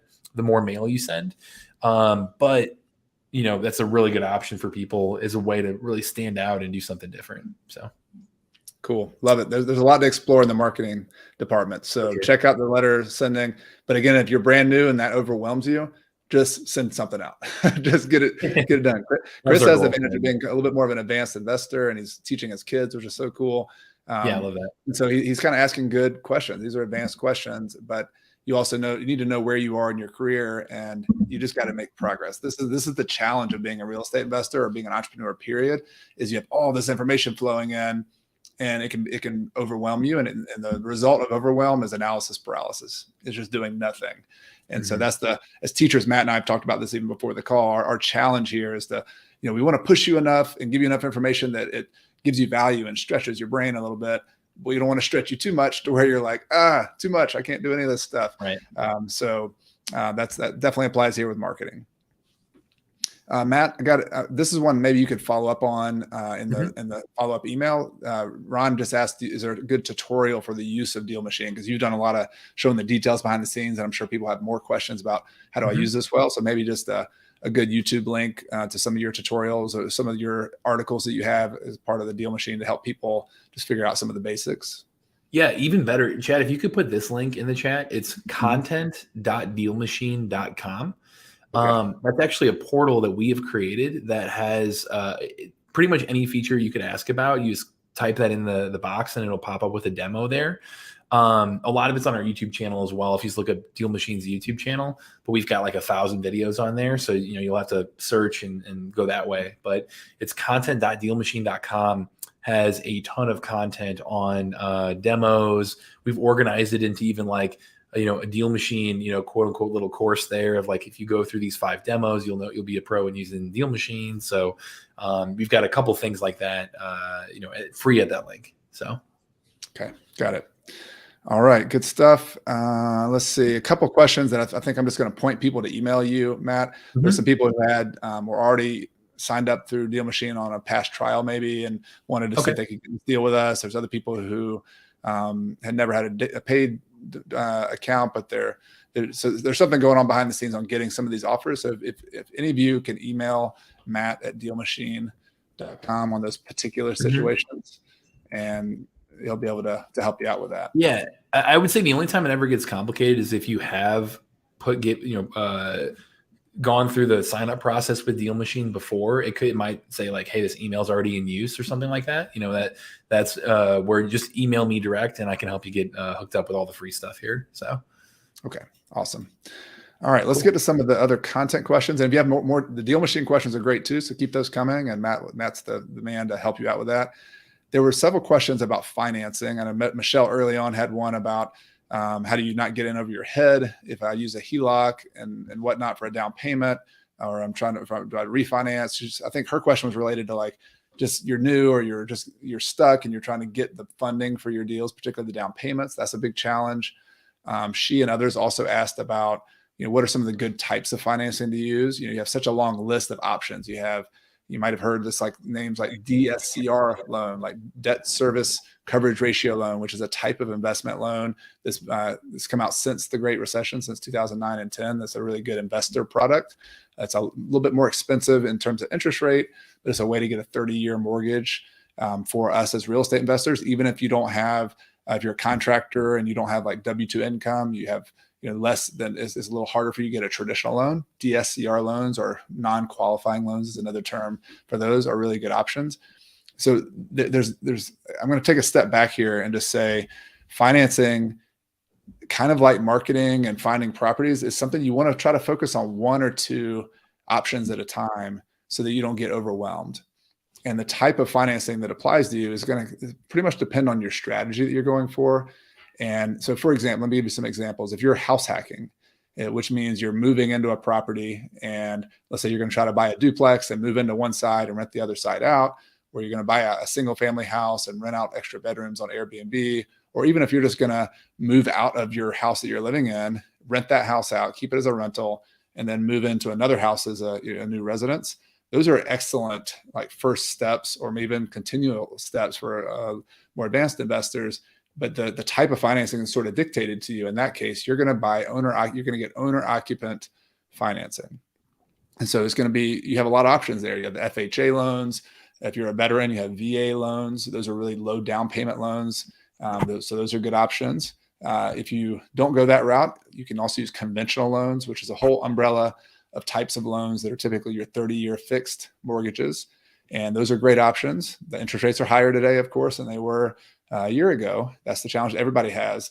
But the thing I'll say about conventional loans like that, or FHA or VA, is fixer-upper properties are a little bit more of a challenge. So if you're out there looking at some of these fixer-uppers and you have a major fixer-upper, you probably have to go for a different option. You're going to have to look at either a construction version of an FHA loan or a construction version of the FHA, Fannie Mae, Freddie Mac kind of conventional loan.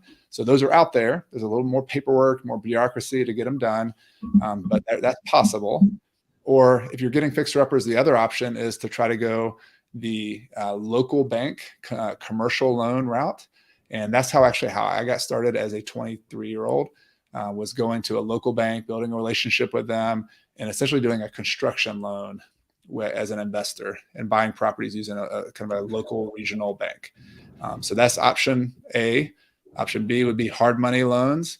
Hard money loans are basically like private lenders who are in the business of making loans on fixer-upper properties. And so they're looking at the collateral of the property itself. Higher interest rates for hard money loans, but usually easier to get than on fixer-uppers than maybe a conventional loan would be. So that's another option. I'm throwing some options out at you, and I'll kind of bring all this together. Private money is one that I've used the most. That's been the most consistent source of money.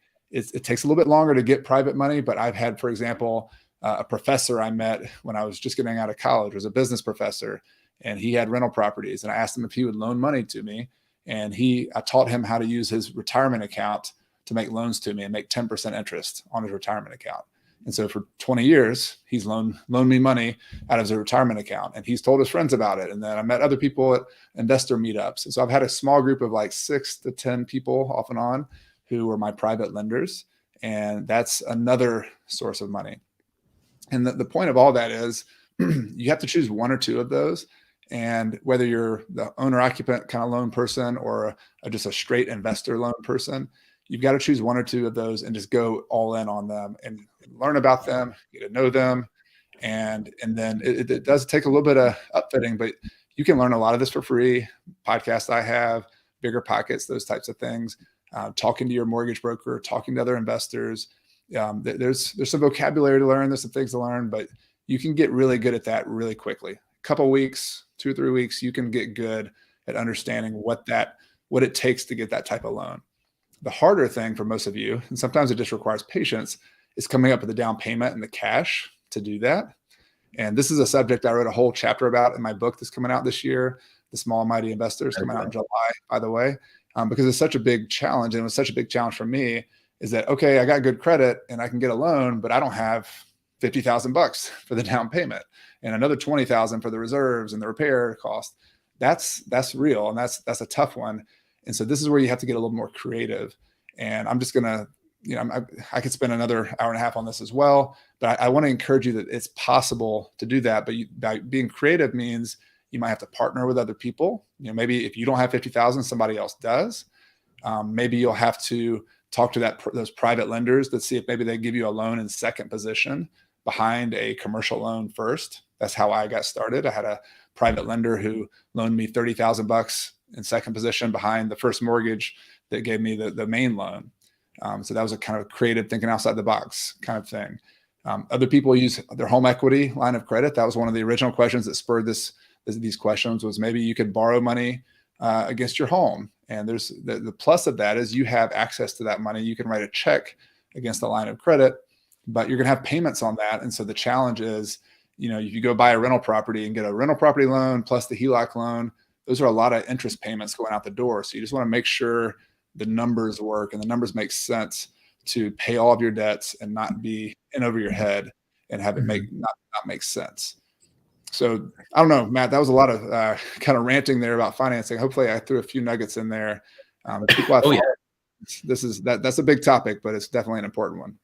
That was great. I mean, I think, like you said as well, excuse me, there's so many options out there that being able to come in and be able to figure out 2 or 3 and really hone in on those and really know that, hey, here are my couple options to offer to the seller or to finance this deal, is what we see as being absolutely key as well, because there are so many different things you can do. And there's when it comes to creative finance, like there's a lot of outside the box thinking you can do, that it can be overwhelming. It can lead to analysis paralysis. So if you can figure out one or 2 or 3 of those kind of initial routes to go, and then lead with that and really find your niche from there, really kind of, learn by experience.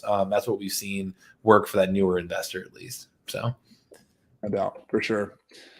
So if y'all have other questions, follow up. This is a topic I'm going to keep making podcast episodes about and talking about a lot, but that'll get you some ideas to start. And I'm plugging my book as well. That's going to be another source to really go deep on that pretty soon. I wanted to write that book, if nothing else, to give a lot of these questions that I get a lot, to put those in a written form in a less expensive format so people can get that. All right. Let me go down the list here. Some of those are financing. Okay. Yeah, financing again. Okay, let's talk about, Kristen had a question about the high price market. I think that one comes up a lot, Matt, when we're talking about buying properties. Some of you are living in San Francisco Bay Area. You're living in Manhattan. You're living in downtown Chicago. And the starter home is $700,000, $600,000, right? And the rent on that starter home is $2,500. And if you start running the numbers on that, it's pretty tough to make the typical rental property where you collect rent, cover all your expenses, and then have a positive cash flow. Like, it's very, very difficult on a high price property like that without a huge down payment. That's the only way to make that work, is you have to. I've done a video on this in the past on YouTube to say, if you wanted to make a deal work like that, where the rent's $2,500 and you buy it for $600,000, you need to make a really large down payment, and then you reduce your mortgage payment. And maybe that makes sense if this is a really high growth market where it goes up 5 to 6% a year. It can make sense in some cases, but often when you're first starting and you don't have $300,000 to put down, it's just a non-starter for you in that case. So what are your options in that case? Option A is you can try to do something like house hacking, where you might be able to get in for a lower down payment, 5% down, 3.5% down with FHA. That's the one option to do it locally, for example. The second option is going into a different market, and let me talk a little bit about that. Another market might be just not in your backyard, but maybe 30 minutes away. So I have a student who lives in Oakland, California, and he went down the road to Vallejo, California. I'm not sure if I'm pronouncing that right. That's the Spanish version. And he bought properties there that were a couple $100,000 cheaper than what he could buy in Oakland, where he was. That's one option. The other option is just looking in the entire country and saying, all right, I can go if I'm going to be driving an hour away, I'm still not going to be able to do everything myself. Maybe I just go 2,000 miles away or 3,000 miles away and go to Chattanooga, Tennessee, or I go to Indianapolis, or go to St. Louis, Missouri. And so that's a big decision. That can be intimidating to do that, because it feels like you're having to, start from scratch in a whole new place. But a lot of people do that. And it is, I would say, a little bit, there's some challenges to doing that in terms of meeting new people and building relationships and all that. The plus of that, though, is that you have to be, from the very beginning, treating this like a business. When you're local, sometimes you can kind of, have one foot in, one foot out. You can be kind of an amateur investor and do everything yourself and not ever have any systems and just kind of wing it a little bit. Whereas when you go long distance, it forces you to get in the business, which is what I'm trying to teach people to do here on the Coach Carson platform, is to treat it like a business, build systems, build processes. And so, yes, it's a little more challenging to build that business long distance, but at the same time, there's a roadmap. There's people who've done it before. And it's just a matter of building a team first and foremost. You got to find a property manager locally. You got to find some people who would help you, maybe do some driving for dollars, a real estate agent who can kind of help you with MLS locally. And so that, if that's the case for you, then then you can pick any market in the country that makes sense for you, that has a better approach. So if you have $50,000 saved up as a down payment, maybe you can go to a market that has $200,000 houses, make a 20% down payment, and have a rent of $1,700, where that gets a little closer to making it make sense. So long story short, that is a big decision. But whichever one you do, kind of the goal of this challenge is choose a market and then go through the next steps of generating leads and finding properties, because that's going to validate your decision and help you figure out whether there's opportunities in that market or not. Yep. Yeah. Just to add on that really quick here, Chad, I think when you're looking at a market that you're not physically based in, that's that virtual driving for dollars option. We see people use that all the time. And like I mentioned, we've had people literally be there. I can't remember his name. I think it was, it's on our YouTube channel, but I think it was Mike. He was in based in the US, lived overseas, and started his investing journey while he was overseas. So he was literally virtually driving for dollars in the US in his hometown from, all kinds of different countries, abroad. And it's really, really cool to see people use the virtual option that way. The other thing you can be doing as well, if you're in one of those more competitive markets that, you're able to need a really big down payment to be able to make the numbers work, like you said, you can also look at the wholesaling option as well. We have plenty of customers who would do that as well, where they're based in like a San Diego or something, and they'll wholesale a property, which if you're in a bigger market, those bigger properties will be a bigger spread that you can wholesale. And then they reinvest that into that big down payment to start off with. So, that's another option too, if you want to get, really creative with it and are open to other strategies. So just sharing a few things that we've seen work on our end. Yeah. I didn't even mention flipping houses. Yeah. If you want to wholesale or flip, that works too. It works in a high price market too. Because that business is all about margins. You just want to buy it lower than what the full price is. And so if you can buy something and make a 10 or 20% profit margin on it works even better on a $700,000 house, right? You have to come up with more money, but you're going to make some big bucks on a property. Whereas, if I'm flipping a $50,000 house in a small market, 10% margin on $50,000 is $5,000. Whereas a 10% margin on a $700,000 house, $70,000, right? So you can almost do the same amount of work and flip a high price house. So that's why flipping is pretty popular in some of the higher price areas. Yep. All right. A couple more questions, and I think unless any more come in, Matt, we can wrap this up. Cool. One of them was the second one I'll get to is Chris had another question about a follow-up on the ballpoint option on the marketing. Mm-hmm. But another one that David sent in to me was a private question. I kind of planted the seed about me doing pre-foreclosures and short sales. And his question was just, can you talk more about that? Like, how does that work? Do you have a book or recommendation for that? So I thought I would just briefly explain what I meant in case that was kind of went over people's head. So when you buy property, let me take a step back. The foreclosure process, it differs in every state. Every state has foreclosure laws, but the common theme is if you own a property that has a debt on it, has a mortgage on it, and you don't make your payments, then there's a legal mechanism for the bank, the lender, to take that property back. That's foreclosure. And so the opportunity, and it's a challenging situation for people. Maybe some of you have also been through that situation. There's all sorts of reasons people get into foreclosure. Some of them out of their control. Some of them, life happens, and it's going to be very personal and very challenging. But often they, especially lately, they might have equity in their property. The house might be worth $350,000, and they might owe $250,000 on the property. And instead of letting it go to foreclosure, maybe they'd rather sell the property quickly to an investor, even if it's below the full value, and just get a quick sale and save some of their equity and be able to move on with their life and go to the next thing. So that was my marketing strategy, was sending letters and talking to people who were in the pre-foreclosure process. So before they went to the auction, before they lost it to the bank, trying to help them kind of solve that situation. So that's one whole business model is trying to talk to those owners. And so you could do that through Driving for Dollars, for example. There's also other lists. The list builder option, kind of the add-on for Deal Machine, has that kind of pre-foreclosure list option. So that's another, if you were going to get into that niche, you'd want to find a tool like this to help you do that. So that The other thing I'll say about pre-foreclosures, though, one of the big opportunities, one of the big challenges is that somebody might have that $350,000 property. They owe $250,000 to Chase Home Finance, but then they might have a $100,000 home equity line in second position, and maybe a credit card debt for $20,000 that's attached to their property because there's a judgment. So there might be like 2 or 3 liens or mortgages on that property, and in that case, maybe they owe more than what the property's worth. So should you just pass on that deal, say, hey, there's no opportunity there? Or what we would do is we'd find situations where we would talk to the homeowner and say, we're willing to buy your property, but right now we can't buy it given the current debt you have. But if we can talk to your lender or your lenders and try to negotiate a settlement, essentially, where we pay the lender cash for less than what's owed, we might be able to buy your property. And so that's what the short sale process means. A short sale means the lender or the person who has a lien on that property agrees to release that lien for less than what's owed on it.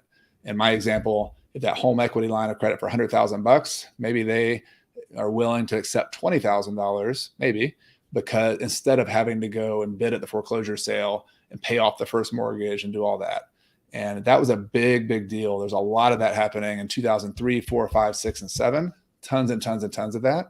There's been a lot less of that over the last 4 or 5 years, understandably, because the market's so hot, people can just put the house on the market and sell it. So it's just less of a common thing. But as markets change, as things slow down, as foreclosures pick up, which could happen, particularly in the commercial mortgage world, I think that's going to be even more prevalent, because as the interest rates went up, a lot of commercial investors have to refinance, and it's going to be a lot more costly to do that. But also in the residential world, this is just something to keep an eye on. Like the foreclosure market goes in big cycles. And so buying pre-foreclosures is an option, is particularly direct mail marketing.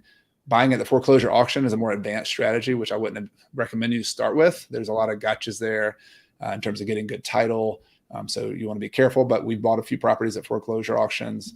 And then the third opportunity with foreclosure is buying it after the foreclosure, where a bank takes the property back. They own the property with clear title now, and then they usually put it on the market with a real estate agent. And the term for that is called real estate owned, REO, or bank owned properties. And so you can start looking on the MLS for bank owned properties by filtering and searching for those. Or if you're driving for dollars, you might notice some properties that look like they are institutionally owned and they have a little stickers in the windows. You'll start noticing some of the foreclosure homes. And you can kind of follow those through and try to find out who the realtor is and be the first person to make bids on some of these bank-owned properties. That's a whole nother strategy that all of the ways you can try to buy properties. I was showing that a little bit here, where if you can drive around with the highlights filter on. Like I have this one for foreclosure status, and you'll see like, hey, here are properties that are highlighted as foreclosed when you drive by. So we've got some ways to use data in addition to your driving for dollars, in real time. So. All right. I think final question. I don't see any more coming in, but thank you all. We have over 50 people still hanging in there with us listening to questions. So you guys are awesome. You're the people who are here to really dig in and learn. So I really appreciate you. The final question, Matt, I'm gonna let you take this one, was just following up on the marketing question. You had explained how to do the ballpoint option, but Chris said he was trying to get that to work on his, and he wasn't seeing that and couldn't find it. So maybe that's a follow-up. Maybe you can talk to him now about it, but just wanted to throw that one in your court. Yeah, Chris, I'm happy to do a follow-up as well. The main thing will be inside the mail center here. When you jump into that or search on postcards, that's like anything design related will be in here, and you hit new postcard, new ballpoint letter, and you can find it there. But for an individual lead, happy to help you out there, man. So just reach out, just matt@dealmachine.com, and can show it off one-on-one. Matt, well done tonight. Thank you for taking the lead and teaching and sharing all this information. Thank all of you for being here. If you want to get either one of these offers that are just kind of one-time offers, during this challenge, take advantage of those. You see them on the screen now. And we are not done here. This is just the middle of the challenge. If you're just joining us this week, we got more to go. You can catch up. You can watch the replays. Remember that any progress here during these 3 weeks is a big deal. Like, that's how I'm measuring success, Matt as well. We want you to make progress here. We want you to find leads. We want you to understand your market, start talking to sellers. So please go take action this week. Send those letters out, do your homework, get in touch with the people on your list. And I can't wait to see what you find, see what you do. Matt's going to get the emails and share them with me. And then we will talk again next Monday to follow up and talk about what do you do when you get those seller calls and people are reaching out and responding to your letters, to your skip traces, to your text. What's next? How do you do that? Yep, absolutely. So we'll, again, we're doing that $800 plus giveaway. So make sure you're paying attention to your email there on how to enter, on how to complete the homework. So that way you become part of the random entry there. If you're on YouTube or Facebook, again, it's coachcarson.com/challenge. Go there, select for register to all dates and join us for the next one. But yeah, man, this was a blast. Great questions, great people to jump in, and love to see how many people are making an impact right now. So yeah, love it. Good, congrats to all of you for being here. Good luck to you, and I look forward to seeing you again next Monday. All right, thanks everybody. Take care, everybody.